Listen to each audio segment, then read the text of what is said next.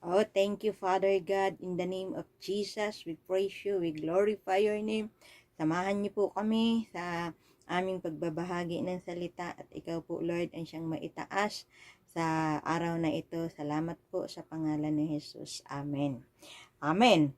So, kumusta naman kayo? Kumusta yung bawat isa sa inyo? Kumusta ka habang ikaw ay nanonood ngayon? Do you experience drought in your life? Yung kakapusan, yung natuyo yung wallet mo, no? Katulad ngayon, tag-init, no? So, shortage, so, kakapusan, so, naka-experience na ba kayo noon? So, o kaya naman ikaw ay naghahanap ng trabaho, pero until now, wala ka pang nahanap, o kaya naman kung may trabaho ka, is parang, kulang, o kaya hindi pa sapat. So, by the way, is the best is not yet come. So, pag sinabi nating the best is not yet come, ibig sabihin, parating pa lang yung the best. Kaya, don't worry, huwag kang mag-alala. So, samahan nyo ako, basahin natin yung Bible sa John chapter 2, verse 1 to 11. Ang sabi dito, on the third day, there was a wedding in Cana of Galilee, and the mother of Jesus was there. Now both Jesus and his disciple were invited the wedding. And when they ran out of wine, the mother of Jesus said to him, they have no wine. Jesus said to her, woman, what does your concern have to do with me? My hour has not yet come. Now there were set there 6 water pots of stone, according to the manner of purification of the Jews, containing 20 or 30 gallons apiece. Jesus said to them, fill the water pots with water, and they filled them up to the brim. And he said to them, draw some out now, and take it to the master of the feast, and they took it.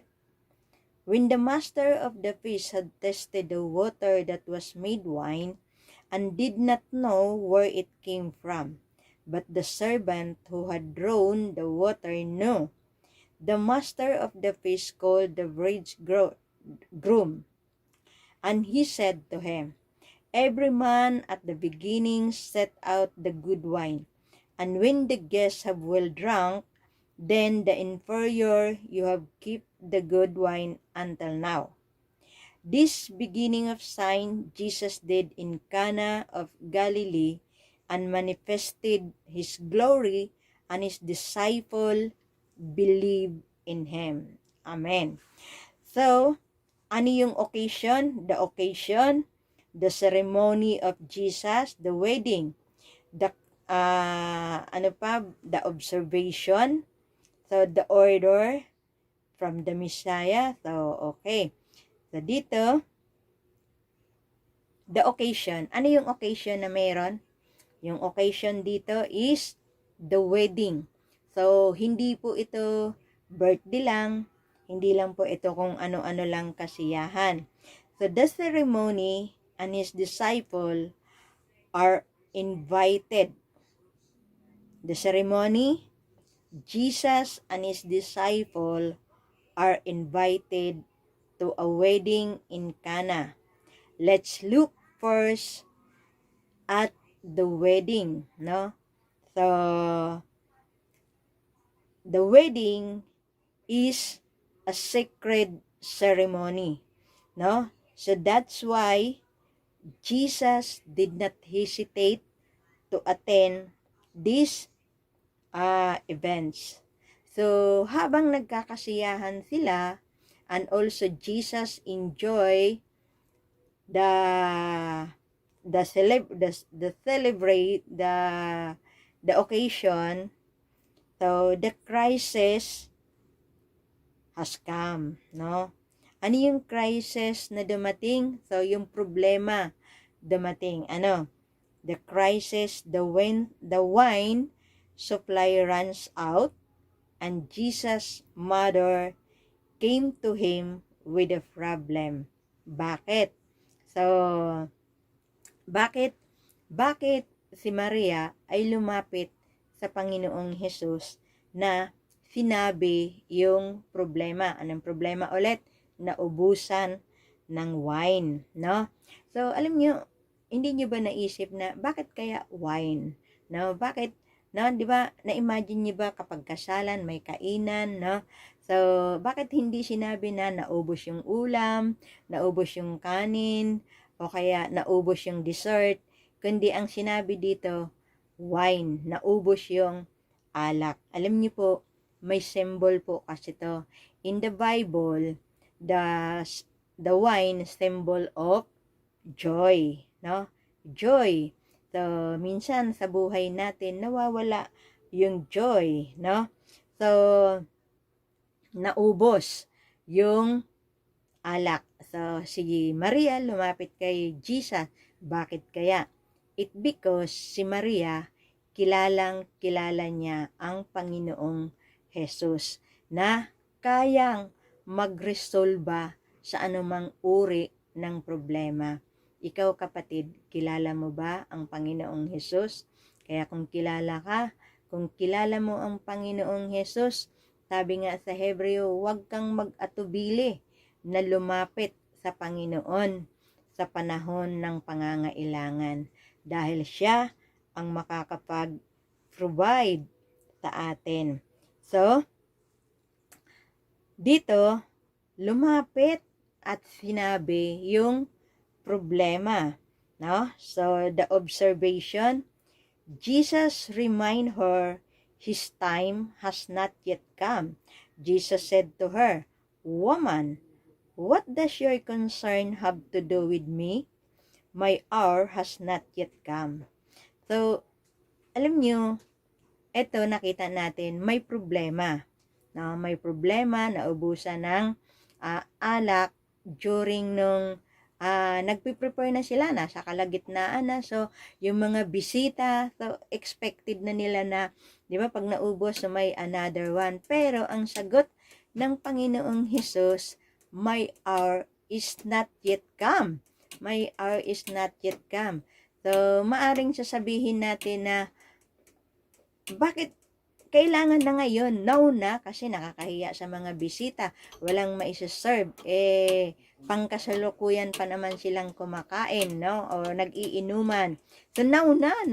Pero, si Mary, hindi po niya ginawa yon. Anong ginawa? So, nagiging patient. Pero, hindi siya nagpanik. Pero, nagtiwala siya. No? So, bakit? Kasi nga, kilala niya.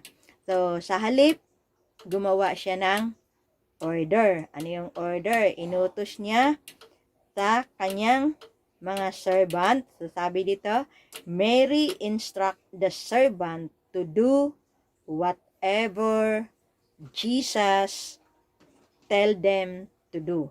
So, sabi ni Maria, ay gawin ninyo kung ano yung sasabihin ng Panginoong Hesus na gagawin. So, pangalawa, anong pangalawang order from the Messiah? He tells them to fill 6 huge jar with water. Water is the symbol of the Word of God. So, sa Ephesians chapter 5:26, sabi dito, that He might sanctify and cleanse her with the washing of water by the Word. So, by the Word. So, yung water dito, it is a symbol of Word of God. Anong sabi sa John chapter 3 verse 5? Jesus answered, "Most assuredly I say to you, unless is born of water and the Spirit, he cannot enter the kingdom of God." The Word of God is the only substance to fill the empty, thirsty heart. No? So, yung Word of God, yan lang po yung satisfy sa ating emptiness sa ating puso. So, syempre, kung ikaw ay kapos, magkakaroon ka ng emptiness sa heart mo. So, the Word of God will fill our emptiness, no? So, anong sabi sa Awit, chapter 42, verse 1? Kung paanong batis ang siyang hanap ng isang usa, gayon hinahanap ang Diyos ng uhaw kong kaluluwa. So, the Word of God.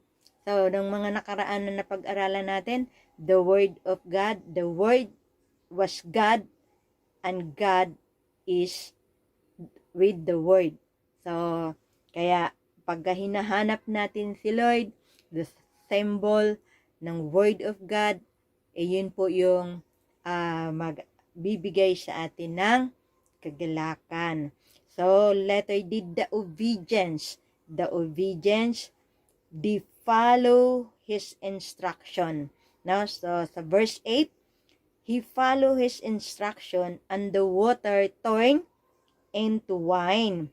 So, nakita natin dito, una, nanap nila, no, yung Word of God, no. So, nandoon yung obedience. Una, may instruction. So, ano yung instruction? Ito yung word na sinasabi, no? So, from the mother and from the Messiah. So, yung from the mother, sabi, whatever tell them to do, do it. From the Messiah, anong sinabi?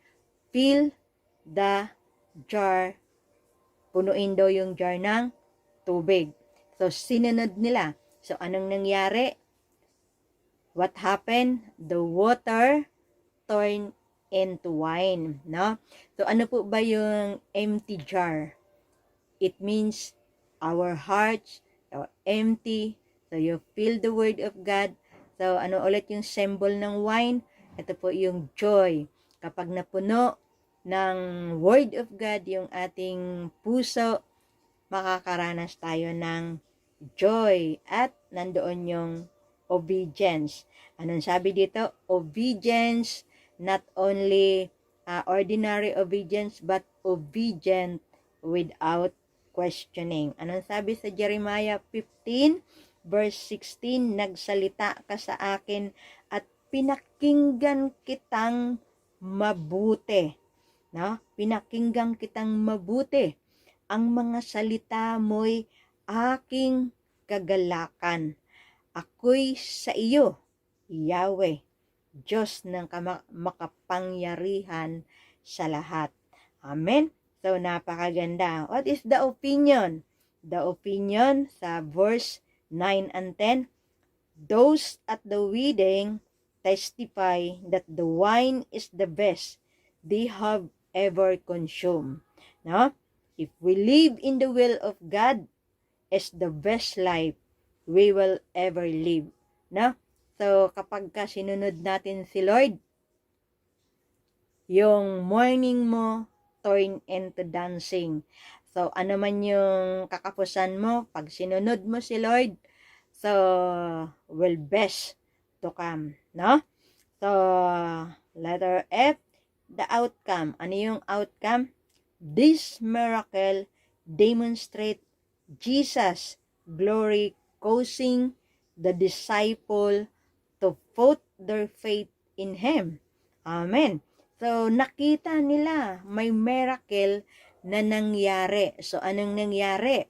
So, kapag nakita tayo ng mga tao, our life is the testimony. So, naniwala sila dahil nakita nila yung himala ng Diyos at natikman nilang lahat yung joy, yung kagalakan na ibinigay ni Lord. So kapatid, if you want best to come in your life, so meron lang akong isa-suggest na mga ilan na dapat nating gawin. Una, always invite Jesus in your heart every day. Kasi napakahalaga yan na kapag kakasama mo si Lord, kapag ka in-invite mo sa puso mo, in-enthrone mo si Lord sa puso mo, mawawala ang anumang galit, mawawala ang anumang mga sama ng loob, mawawala yung emptiness mo sa puso mo, yung kalungkutan, yung kabalisahan, yung pagkatakot. Kaya, always invite Jesus in your life. Pangalawa, always read your Bible. Bakit? Sabi nga sa Joshua 1:8, do not forget to read, no? Day and night, meditate it day and night, no? So, bakit lagi nating babasahin? Para malaman mo kung ano yung instruction ni Lord, no? Ano yung nangyari sa kanila? Anong sabi ni Mary? Do whatever tell them to do, no? So, kaya kung ano yung nabasa mo sa Bible na sa tingin mo ito yung pinapagawa ni Lord, do it, no? So, anong sabi ng order ng Messiah?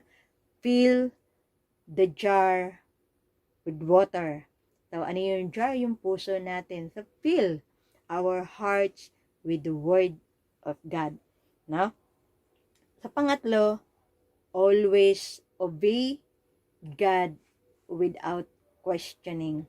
So, kasi minsan tayo, namimili tayo kung ano yung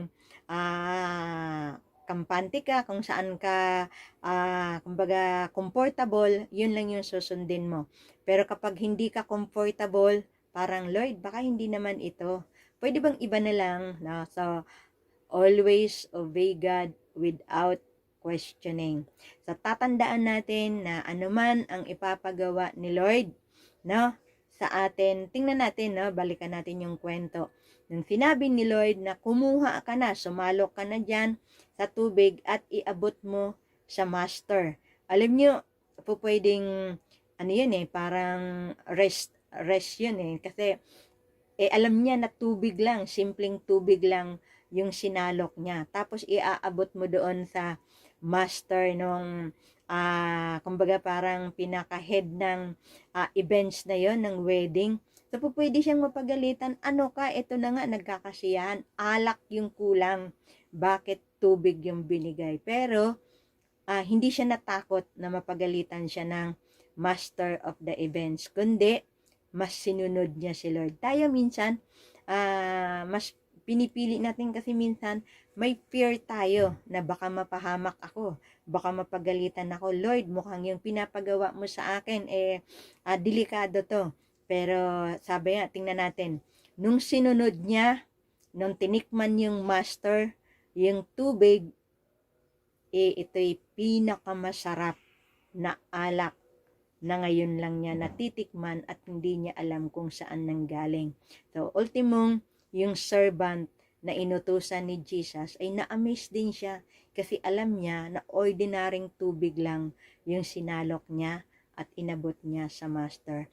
So, kaya pag tayo ay sumusunod sa Lord na kahit sa tingin natin na ito'y simple lang na pinapagawa, pero kapag sinunod mo si Lord, may the best na gagawin si Lord sa buhay natin.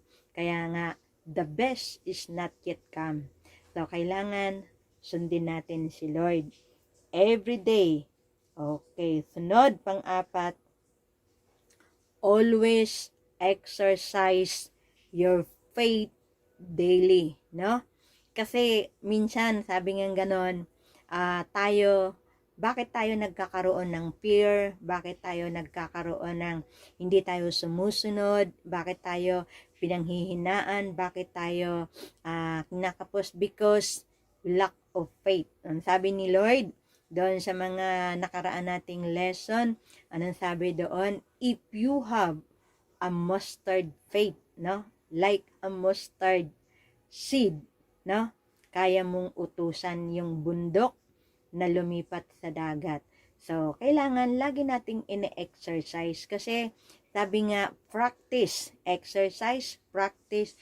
So, the more na ine-exercise mo yung faith mo, the more na namumuhay ka with faith.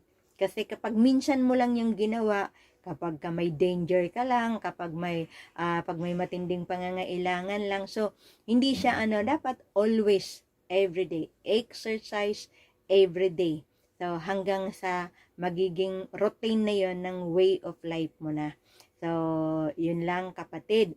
Pero kung ngayon, kung nais mo na maranasan mo yung the best, no? Kasi sabi nga, your best is not yet come. So, ngayon pa lang darating yung best mo, pero kailangan invite muna natin si Jesus sa puso natin, sa buhay natin. Hayaan muna natin na si Jesus ang magmaniobra sa puso natin. No? So, kaya ngayon, sumunod ka sa maikling panalangin for invitation of Jesus sa buhay natin. Ama, sa pangalan ni Jesus, ako'y lumalapit sa inyo, nagpapakumbaba sa aking puso. Humihingi ako ng kapatawaran sa aking mga kasalanan. Panginoong Jesus, binubuksan ko ang aking puso. Ini-invite kita na pumasok ka sa puso ko. Ikaw na ang maghari sa buhay ko. Sa pangalan ni Jesus. Amen. Lord, salamat po Panginoon sa lahat ng mga nakikinig. Ano man Lord ang mga pangangailangan nila, ano man Lord ang mga kahilingan nila, ay patuloy mo Panginoon na ipagkaloob. Thank you Lord, in Jesus' name. Amen. Amen. God bless. See you next video. So, please subscribe, like, and subscribe.